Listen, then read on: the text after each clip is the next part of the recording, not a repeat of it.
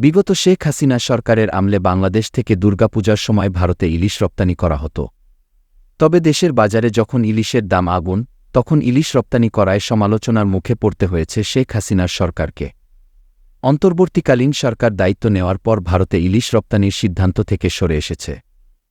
তবে চলচ্চিত্র পরিচালক মোস্তফা ছারোয়ার ফারুকী প্রতিবেশী দেশে ইলিশ রপ্তানি বন্ধের বিষয়টি মানতে পারছেন না। মঙ্গলবার এক ফেসবুক পোস্টে ভারতে ইলিশ পাঠাতে সরকারকে অনুরোধ করেছেন।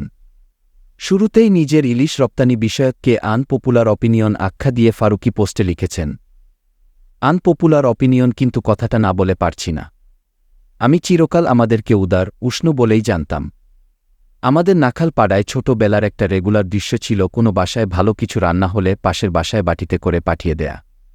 এটা বেশিরভাগ ক্ষেত্রে জানালা টু জানালা হতো।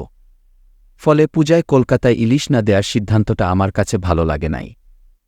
এক্ষেত্রে পরোক্ষভাবে ঢালাও ভারত বিরোধিতা নিয়েও প্রশ্ন তুলে দিয়েছেন টেলিভিশন নির্মাতা। আপনি মোদী সরকারের বহু নীতির তীব্র সমালোচনা করতে পারেন। আমিও করেছি। আমার বহু ভারতীয় বন্ধু মোদীর তীব্র সমালোচক। কিন্তু ভারত মানে ১০০ কোটি মোদী নিশ্চয়ই না। যেমন পাকিস্তান মানেই সব ইয়াহিয়া খান না। ভারতের ভিতরেও যে কত ভারত আছে। সবশেষে ফারুকীর অনুরোধ, যাই হোক, পূজায় ইলিশ পাঠিয়ে বড় মনের পরিচয় দিলে খুশি হতাম। এদিকে ইলিশ রপ্তানির সিদ্ধান্ত থেকে বাংলাদেশ সরে আসায় নাখোশ ভারত। দেশটির মাছ আমদানিকারকদের সংগঠন বাংলাদেশ সরকারকে চিঠি দিয়ে ইলিশ রপ্তানির অনুরোধ জানিয়েছে।